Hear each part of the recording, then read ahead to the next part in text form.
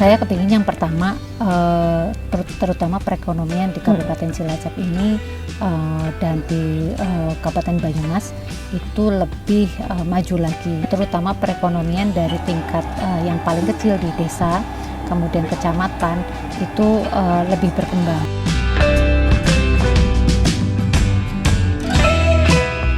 Memang beberapa aspirasi, salah satunya teman-teman ibu-ibu muslimat ini kepingin punya UMKM.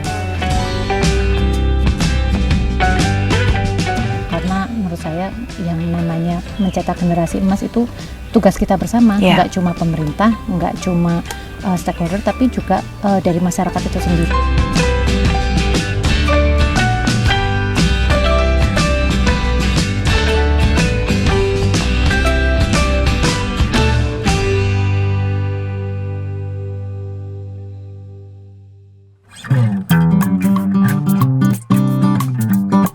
Apa kabar pemirsa? Proaktif program aksi parlemen yang aspiratif, komunikatif, dan informatif kembali hadir menyapa Anda. Selama 30 menit ke depan, kita akan mengajak pemirsa untuk mengunjungi daerah pemilihan Jateng 11 atau Dapil Jateng 11 yang meliputi Kabupaten Banyumas dan Kabupaten Cilacap.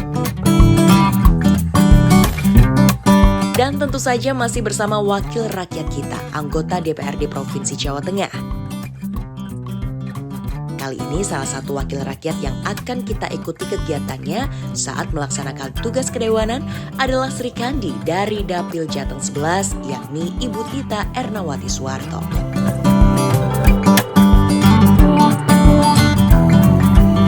Halo, selamat pagi. Apa kabar pemirsa? Kita jumpa lagi dalam episode proaktif hari ini dari Majenang Kabupaten Cilacap Provinsi Jawa Tengah. Hari ini saya Setiana Devi akan bersama dengan anggota Komisi A DPRD Provinsi Jawa Tengah, Ibu Tita Ernawati Suwarto, dengan berbagai kegiatannya di daerah pemilihan, tepatnya salah satunya di Kabupaten Cilacap ini. Bagaimana agenda beliau? Ikuti terus kebersamaan saya hari ini, pastinya hanya di Proaktif.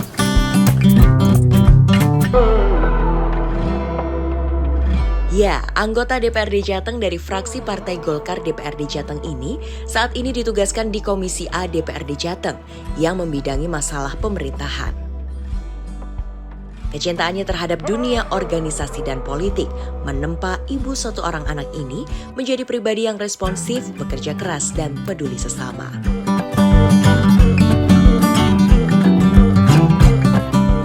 Kepercayaan masyarakat Banyumas dan Cilacap dalam pemilu legislatif tahun lalu membawa beliau berhasil melenggang ke Gedung Berlian, yakni menjadi anggota DPRD Jateng periode 2024-2029. Kita pun diberi kesempatan beliau untuk mengenal lebih dekat sosok beliau saat melakukan kunjungan kerja di daerah. Bu Tita, halo, selamat pagi. Wah, asik sekali. Lagi motong-motong tanaman ya Ibu ya. Ini tanaman apa Ibu? Ini tuh pohon yang di sini supaya ada lebih hijau-hijaunya. Oke, dengan berbagai macam tanaman ya. Di sini asri sekali Ibu ya. Kalau kita lihat ke belakang ini ada kolam-kolam juga. Ada ikannya nggak ini Bu? Ada yang habis dikuras, ini kan harus kita hadapin dulu. Nanti ikannya ditaruh lagi bibitnya, tapi ada yang memang dibudidayakan yang sebelah sana. Oh, jadi memang betul-betul ada budidayanya ya, asri sekali. Dan memang ini kegiatan sisi lain dari Bu Tita ya, kalau memang tidak ada kegiatan bersama dengan rapat-rapat mungkin di DPRD Provinsi Jawa Tengah, suka berkebun Bu? Ya ini aja sih buat sedikit hobi aja. Sedikit hobi ya. Sisi lain dari Bu Tita ternyata suka berkebun, suka juga budidaya ikan ya. Ikan apa Bu yang dibudidaya? Dulu di situ ikan patin, terus ada ikan gurame, tapi kemudian kan permintaan kan naik turun ya. Kalau terus kita kan kalau budidaya karena naik on demand. Akhirnya sebelah sana jadi ikan nila, ikan patinnya pindah sebelah sini karena demandnya agak lebih banyak. Kalau di sana kan karena deket sama rumah, jadi mungkin nanti takutnya ada yang buangan dan segala macam. karena dia agak sensitif, akhirnya dipindah ke sini yang jauh, yang salurannya nggak ada di rumah. Oke, jadi memang benar-benar dimanfaatkan ya. Betul. Lahan yang seluas ini pemirsa ya untuk budidaya ikan. Ibu, kita boleh ngobrol-ngobrol ya. Ingin mengenal Bu Tita lebih dekat pemirsa ya, sisi lain dari Bu Tita sebagai anggota dewan, silahkan Oh, iya. Ibu kita Makasih. bisa ngobrol-ngobrol ya Bu ya. Iya. Karena saya pengen kenal dengan Bu Tita lebih dekat ya, karena seorang anggota dewan yang cantik sekali, anggun sekali ya pemirsa. Dan ini baru periode pertama di DPRD Provinsi Jawa Tengah. Tapi sebelumnya Bu Tita aktivitasnya apa sih Bu? Saya tuh 2014 sampai 2019 alhamdulillah pernah terpilih jadi anggota DPRD Kabupaten di Cilacap. Kemudian 2019 saya nggak nyalon lagi karena saya hamil anak kedua dan melahirkan tahun 2019. Terus 2024 saya memberanikan diri lagi karena anak sudah lumayan besar. Ya dengan sedikit protes ya dia nggak, tapi terus dia akhirnya ngasih izin mamahnya kembali berkiprah di politik. Oke, apa yang membuat Bu Tita ingin kembali berkiprah di dunia politik setelah vakum satu periode berarti ya? Sebenarnya sih memang kalau kayak gitu kan semua yang kita lakukan kan memang harus passion ya gitu. Mungkin memang passion saya salah satunya di politik, selain juga di wirausaha, karena menurut saya itu menurun dari bapak dan ibu. Kebetulan bapak saya Haji Tarto Suharto Pamuji, beliau kan Bupati Cilacap 2 periode, 2012-2017 sebelumnya jadi wakil bupati. Kebetulan ibu juga sebagai anggota DPR RI 2019 dan alhamdulillah tahun ini terpilih lagi. Tahun kemarin terpilih lagi 2024-2029. Oke. Jadi mungkin karena lingkungan keluarga banyak yang berkecimpung di dunia politik, akhirnya sedikit tertarik. Akhirnya tertarik ya untuk terjun mengabdi ke masyarakat. Betul. Gimana sih Bu ketika bertemu dengan masyarakat di konstitusi Bu? Rasanya apa Bu yang dia rasakan? Seneng ya, karena kalau misalnya kita ketemu orang banyak, itu kan kenal masyarakat, kemudian kumpul, jadi kita tuh sebenarnya tahu bahwa permasalahan yang ada di bawah tuh seperti ini. Saya punya ini di rumah, kemudian yang saya punyai dari saya kecil sampai saya besar, sampai sekarang, kemudian saya muter kemana-mana, akhirnya kita jadi bisa mengcompare gitu, oh ternyata yang lain ada yang lebih membutuhkan, yang butuh dibantu yang ini, yang harus dikasih program ini. Kalau kenal orang banyak, kemudian sosialisasi dengan orang banyak, kan kita jadi memperkaya diri sendiri. Yeah. Dan Ibu kan juga dari dulu berarti sudah terbiasa ya bertemu dengan masyarakat di Kabupaten Cilacap, karena dulu Bapak adalah seorang bupati ya, dan Ibu dari Bu Tita adalah anggota dewan juga. Nah, ketika bertemu dengan masyarakat, menyerap aspirasi, tadi Ibu mengatakan senang gitu. Kemudian program-program yang ingin Ibu berikan kepada masyarakat untuk 5 tahun ke depan apa Bu? Saya kepingin yang pertama terutama perekonomian di Kabupaten Cilacap ini dan di Kabupaten Banyumas itu lebih maju lagi. Jadi bagaimana terutama perekonomian dari tingkat yang paling kecil di desa, kemudian kecamatan itu lebih berkembang gitu. Kayak tadi misalnya kalau kita ke pasar, itu kan pasarnya memang harus dihidupkan ya gitu. Kalau bisa lebih banyak lagi pasar dan banyak kegiatan dan perekonomian gitu di mana di masing-masing desa. Kemudian naik juga ke kecamatan. Saya sepanjang pengetahuan saya, jadi selama Bapak jadi bupati itu memang perubahan di Kabupaten Cilacap itu lebih banyak. Jadi bayangkan dulu Cilacap itu kalau nggak salah jalannya juga jelek, terus kemudian di masing-masing kecamatan masih sepi. Sekarang mungkin kalau Mbaknya punya waktu untuk lebih lihat di Kabupaten Selatan, terutama yang di jalur selatan itu mereka lebih, tiap-tiap kecamatan itu lebih hidup, tiap-tiap desa lebih hidup. Kita akhirnya sekarang 24/7 itu ada kehidupan. Oke. Oke, baik. Jadi Ibu juga concern sekali akan generasi emasnya Indonesia ya, anak-anak. Tapi kalau anak Ibu sendiri Bu, tadi kan Ibu mengatakan awal-awal mungkin sempat komplain ya, tapi setelah berjalannya waktu gimana? Anak masih suka nyariin nggak Bu? Karena kan warawiri ya, bolak-balik terus. Kalau awal ya, terutama waktu masa-masa nyalek itu kalau izin tuh dia kayak sedih. Apalagi waktu kan dia masih TK, jadi pernah satu saat tuh missnya bilang, Bu ini kok anaknya kayak sedih terus gitu. Tapi lama-lama mungkin kan kita kasih pengertian bahwa ini mama tugasnya kayak gini, ini nanti temannya jauh gini, mama tuh harus kerja, harus ini. Akhirnya dia ngerti. Tapi kayak gitu akhirnya karena orang tua ngasih pengertian, kemudian kita kalau memang ada waktu sedikit kita quality time betul, akhirnya dia ngerti. Jadi kalau di rumah ya mohon maaf, waktunya buat full untuk anak ya, tidak boleh diganggu ya. Betul. Tapi suami mendukung juga Bu dengan kegiatan Ibu yang sepadat ini. Iya, karena suami saya juga kan di Wakil Ketua 4 Basnas Provinsi Jawa Tengah. Jadi beliau ngerti kesibukan, beliau juga memang bekerjanya kan di bidang sosial juga. Jadi apa ya istilahnya kami tuh saling mengerti lah, saling memahami bahwa kita kerjaannya begini. Klop ya Ibu ya. Klop untuk memajukan masyarakat di Kabupaten Cilacap. Dan satu lagi mungkin menurut saya pemerataan pembangunan ya. Jadi saya kepingin misalnya kalau di Kabupaten Cilacap itu Cilacap yang bagian timur sama bagian barat maupun tengah itu pembangunannya lebih merata. Konturnya kan berbeda ya Bu ya. Di Kabupaten Cilacap ya. Jadi kalau yang di Cilacap bagian timur dan yang di kota itu memang mereka banyak akulturasi budayanya ke Banyumasan. Nah kalau mbaknya geser ke sini itu lebih banyak akulturasi budaya dengan Sunda karena perbatasan dengan Jawa Barat. Maka dari logat berbeda. Kemudian dari segi makanan juga beda. Jadi kalau di sini tuh orangnya bisa bilingual Mbak. Bahasa Jawa, Indonesia bisa, Jawa bisa, Sunda juga bisa.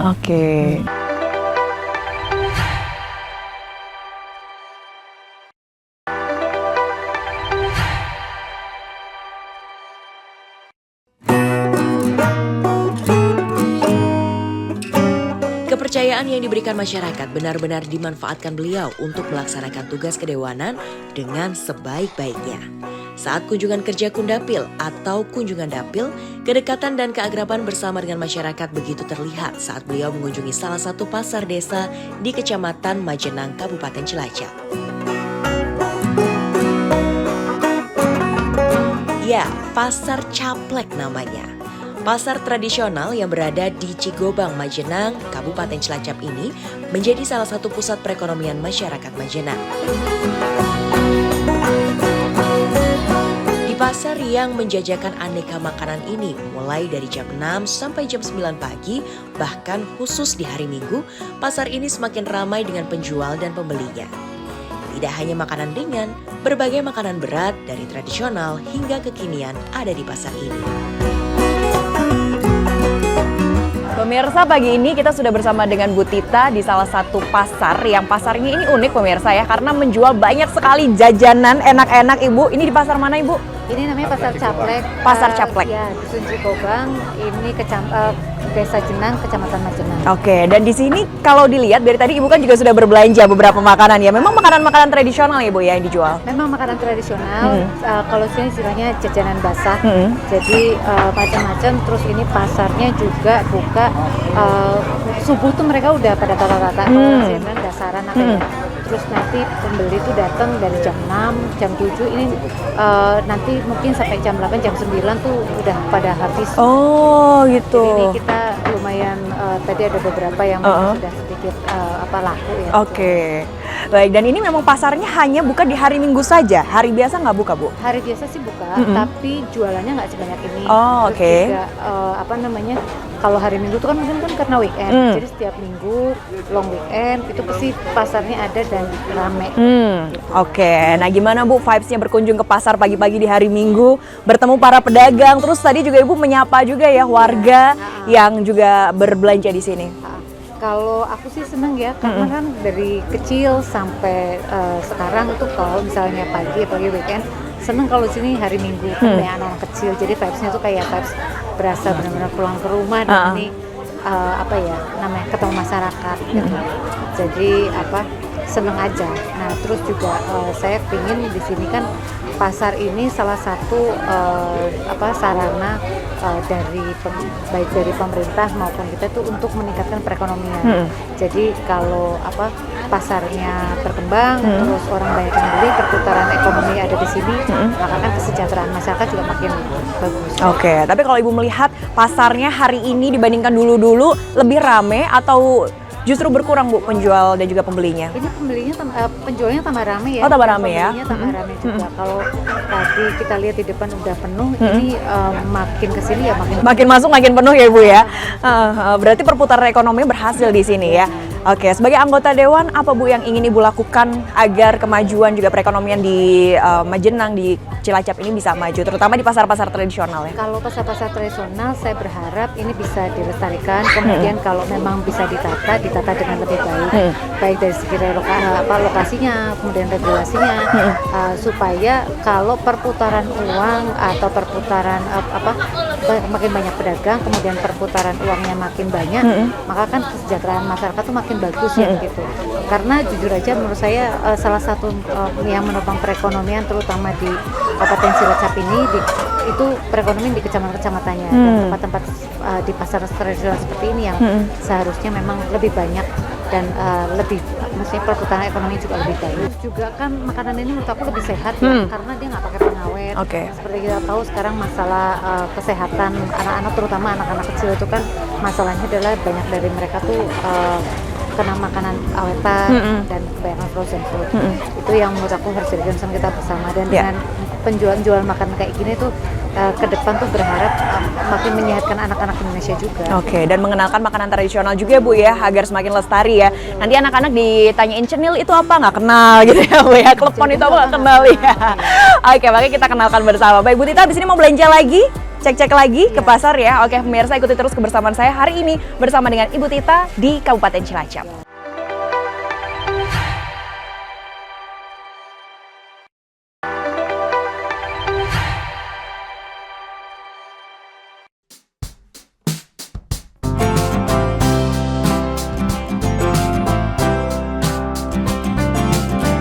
Kebersamaan kita bersama Ibu Tita Ernawati Suwarto dalam kegiatan Kundapil masih berlanjut pemirsa. Tempat yang kita tuju saat ini adalah salah satu pesantren masih di Kecamatan Majenang, Kabupaten Cilacap untuk menyerap aspirasi masyarakat bersama ibu-ibu muslimat NU.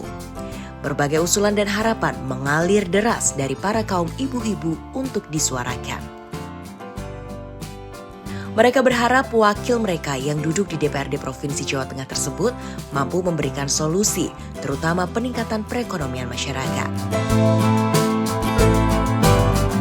Masih dari Kabupaten Cilacap pemirsa, hari ini masih bersama dengan anggota Komisi A DPRD Provinsi Jawa Tengah, Ibu Tita Ernawati Suwarto, yang sudah bersama juga dengan Kepala Desa Padang Jaya, Bapak Agus Susanto, dan juga Ibu Faiko Subhi, Kepala MAL Bayan Majenang. Baik, Bu Tita, hari ini senang sekali karena bisa mendengarkan banyak suara, banyak masukan dari masyarakat, dan Ibu bisa datang ke Desa Padang Jaya ini. Aspirasi apa saja sih Bu yang disampaikan oleh masyarakat? Tadi karena ini kan berbarengan juga dengan acara muslimat, kebetulan Bu Faiko juga Ketua PAJ Muslimat Kecamatan Majenang, jadi memang beberapa aspirasi, salah satunya teman-teman ibu-ibu muslimat ini kepingin punya UMKM.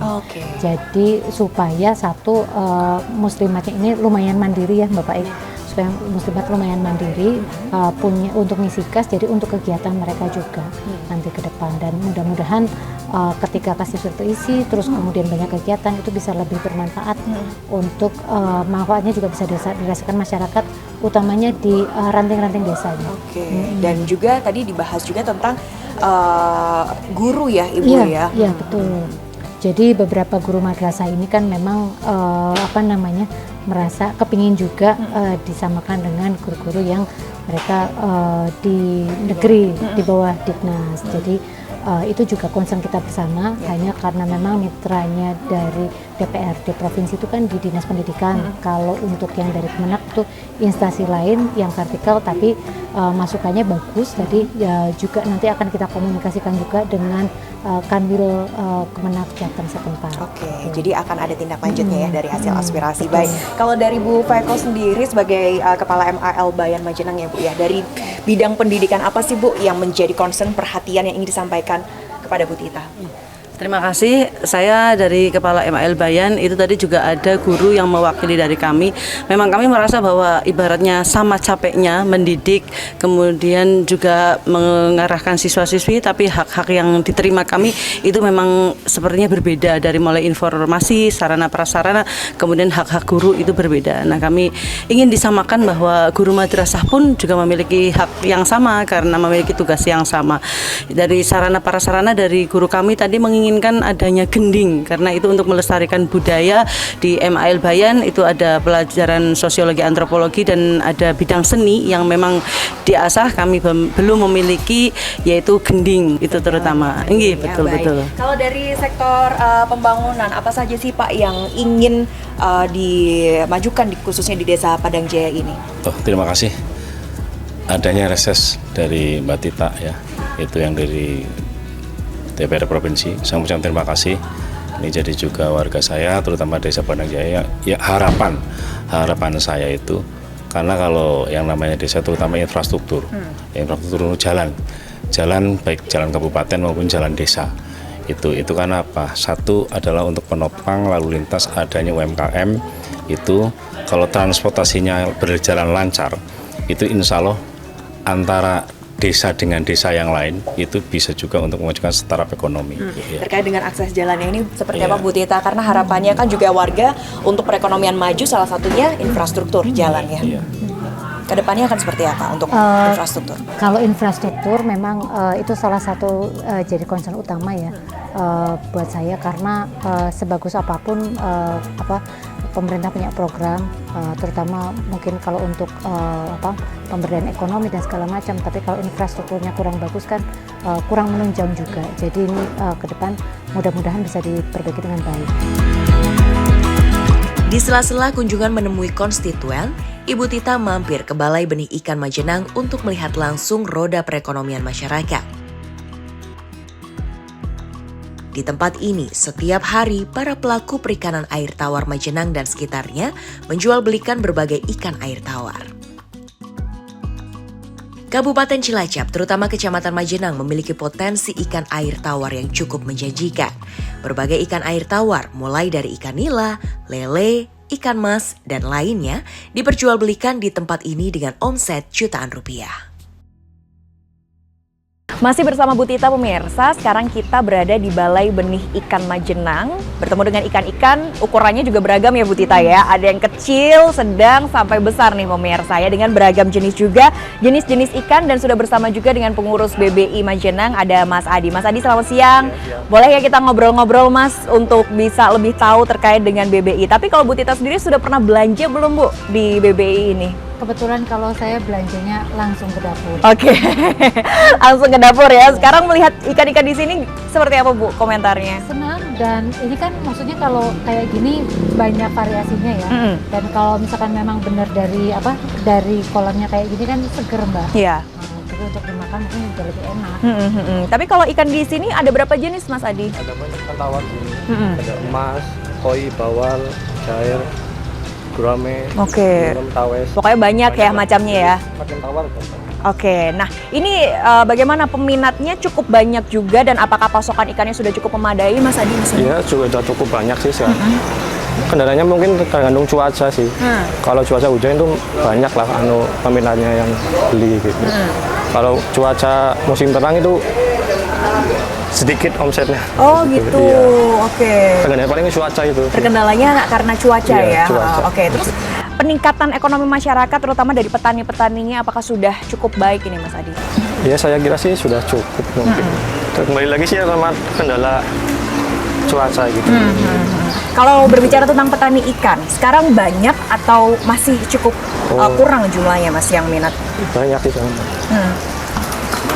Petani ikan sekarang makin tahun makin berkurang menurut saya. Nggak tahu kenapa, karena mungkin generasi apa ya. Generasi zaman sekarang mungkin banyak pemuda yang kurang milenial lah, yang kurang tertarik terjun ke dunia perikanan gitu, pemilihan gitu. Oke, nah ini mungkin jadi PR juga ya Bu ya. Pesan untuk warga Cilacap Banyumas apa nih dari Bu Tita? Kalau untuk warga Cilacap Banyumas, pokoknya semangat terus. Terus juga jangan lupa bahwa Cilacap dan Banyumas itu satu potensinya banyak, banyak yang bisa dikembangkan. Saya harap dengan optimisme warga di Cilacap itu kita bisa lebih maju lagi, lebih sejahtera lagi. Kalau bisa ditinggalkan lagi, jadi nggak kalah dengan kabupaten yang lain. Kemudian yang kedua, banggalah jadi warga Cilacap. Gitu. Dan yang terakhir buat saya, kenapa saya pengen memperkenalkan, terutama di Cilacap Barat, Kecamatan Majenang ini, karena ini kecamatan kan paling ujung ya, kabupaten paling ujung ya.